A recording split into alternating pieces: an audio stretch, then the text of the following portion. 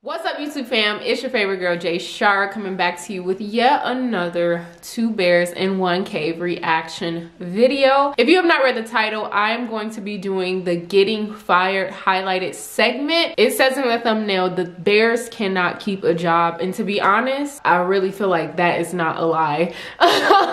So yeah, we're gonna get right into it. But before I hit play, make sure you tap that subscribe button and hit that notification bell so you can stay updated with all of my latest and greatest reaction videos. Follow me on Instagram at JShar with an H at the end, and we're gonna get right into this video. When I got fired from Travel Channel, I remember feeling like a loser, going to drop off Georgia and going like, I got fired. Everyone knows I got fired, right? Got to drop off the girls, and you're like, it's me that is not doing well. But didn't they not fire you? I thought that like you didn't want to. Oh no, I told her what I wanted to do, and she said, yeah, that's not what we're looking for. You're no longer working for the company. I was like, yeah, but I definitely, she definitely called me and said, we are no longer, I would tell you the street I was on when I got the call, and I can tell you how I pandered and was like, okay, I mean, you know, listen, I mean, I have a lot of really great ideas, I was still going to pitch them, but I'd love to pitch them to you. She's like, oh, it was fucking the worst. Dude, getting fired sucks more than anything, It is the worst fucking feeling in the world. I got fired once. I was working for a shopping cart manufacturer in college, and I was working for the marketing division for a retarded person. Okay.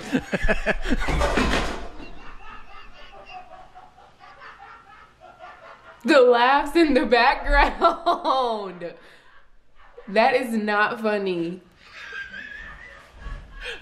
They are screaming in the background. He is so dramatic, dude.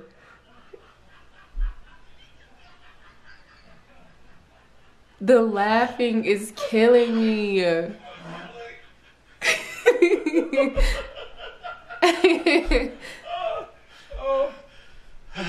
got corona, I just spread it everywhere. Oh my god. Oh my god. Thick Boy Nation. Zillion beers. What? I swear to God. I cannot with these two. That is I don't have time for these two today. I don't have time for these two today. That just caught me off guard the way a joke's supposed to.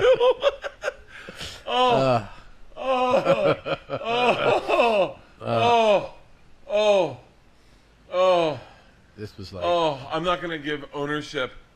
I know that there's a fucking hot button topic with you, but hold on. Last night we watched a show. I wanted him to finish the story. Oh my god. Last night we watched the show, Funny Dancing.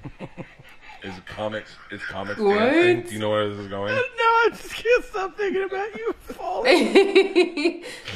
That was great. We watched the show, Funny Dancing. It's for comics. Yamanika Sanders and Jeremiah Watkins, and then some people I didn't really know. Justin Martindale's the judge. I don't know the other people, but I knew Justin Martindale. I knew the other 2 people. Where is it? Where's the show on? It's on E, and it's called like Funny Dancing, and it's comics learning dance routines and then dancing against each other. I wonder where they got the idea. It's a fucking great idea.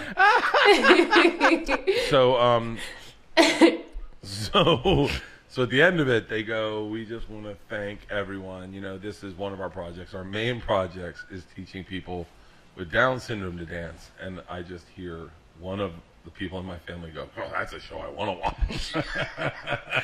And I was like, that would be fucking, but yeah, keep going. I'm fucking. Well, it was some fucking small town bullshit, and this idiot fuck was like the marketing person who had 0 ideas, 0 instruction, 0 initiative. Like I would be like, hey, so all right, you know, I'm in college. I have to show up wearing like a tie, and then she's like, I'm gonna mail out these mailers, and I was like, is that it? Like, you're the marketing person at this company? And like, I would show up and just be completely underwhelmed by like, how in the world did they hire you? I mean, this is like over a course of, you know, months where I'm like, yeah. You literally have brought 0 ideas. Right. And I'm like I'm working part-time, not an intern. I'm you know, I forget the title, but I'm like, I'm working underneath this person who says nothing every day. You just show up, and she's like, could you make sure that these stamps get put on this? I'm like, yeah. Like, what are you doing for marketing, though? Right. Like, do you have any marketing ideas? Yeah. She had a marketing degree, and they just were like, run the marketing division for our company. After a few months, I show up one day, and they're like, can you come into this office? And I was like, yeah, sure. And I sit there, and the guy's like asking me a few questions, and I was like answering his questions, and he's like, I think we're gonna let you go. And I was like, for what? Why? And he's like, I think, you know, we were expecting just more to be done. I was like, excuse me? He's like, yeah, you know, we just, you know, we had like higher expectations. I was like, you realize that you hired me, told me to work underneath this person, right, who does for nothing. 3 months hasn't suggested one, like, she runs the division. I'm supposed to work for her. Yeah. Has zero ideas. Has told me to mail things. Right.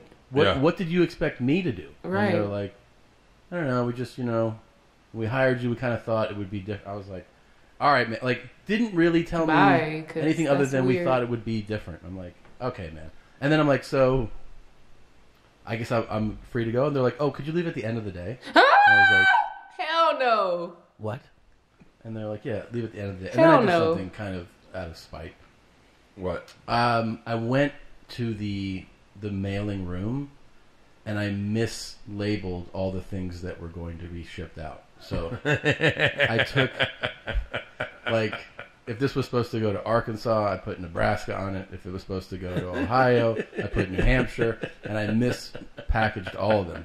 Like hundreds of things. Smart. Yeah. Oh my goodness. But also, it was so deflating. Even though I felt like it was no justification for it, yeah, to feel it fired, it was like, ooh, yeah. I bet it really kicks you in the balls, man.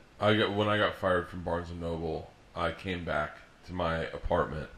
Everyone knows I got fired in the basement for working out in my underwear. Well, technically, I think I was really naked, but I'll say underwear just to be safe. And when Dwayne fired me, he pulled me in. And he was like, you spent a lot of time in the basement. I was like, yeah.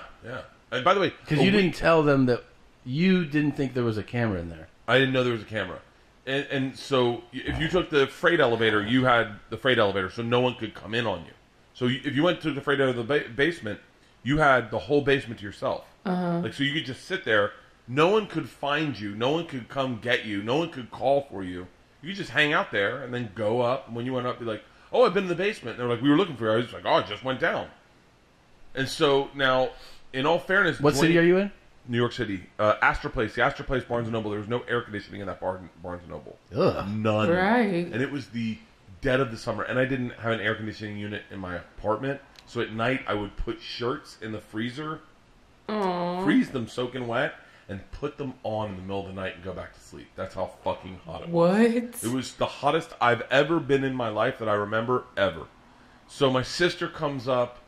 Ugh. My sister comes up to visit, and I go into work. And a week before, Dwayne had me come in early on a Saturday for a manager and training meeting.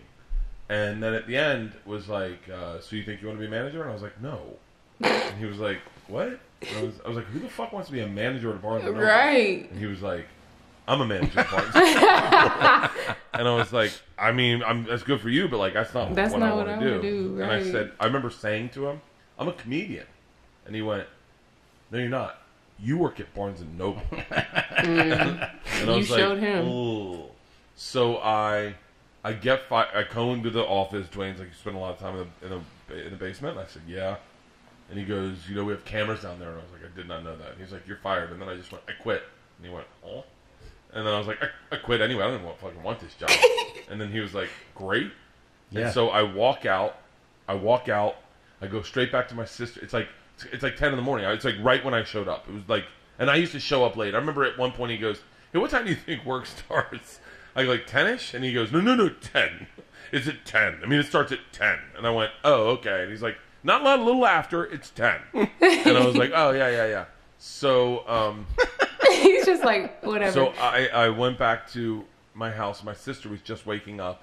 And I was like, I remember walking in and going, I got fired. She's like, why would they fire you? And I was like, I don't know. I was working out in the basement. And she was like, well, let's get high and get drunk. And I was like, fucking great. What? What was your next job after that? The door at the Boston Comedy Club. Oh, so okay. Where I went straight from that to then my birthday happened. That was the summer. I was probably unemployed for March, April, May, June, July, Jesus. August. No. I didn't get fired in July. I got fired in like August, September. And I was unemployed. I worked at I folded sweaters for a little bit, but it wasn't like a job. It was just like extra cash. I'd do PA stuff. Like I'd be like a PA on a film. Yeah. But it wasn't wasn't steady work. It was just whenever it showed up. Yeah. And then I got a job working the door at the Boston Comedy Club. That on November 4th, 2000, when I was 26 years old, 21 years ago. Wow. I also had a job out here at a pizza place on Riverside Drive. I would love to see you at closing time just murdering pizzas.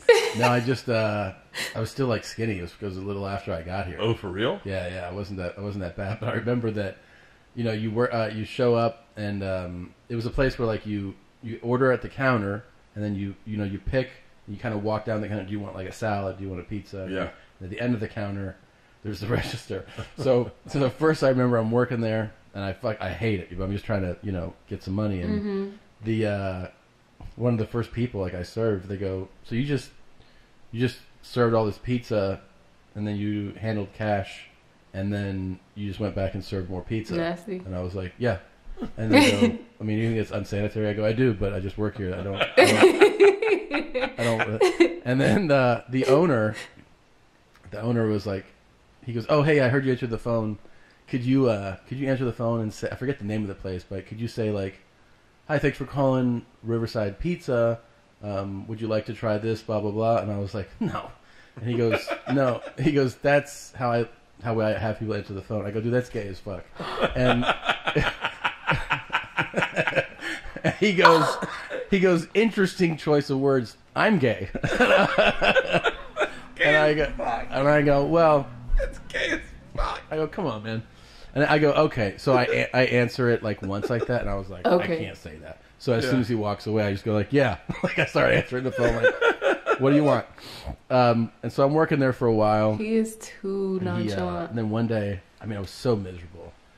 I'm supposed to be in at like 10 or something. And at like 9:30, I was like, there's no way I'm going in there.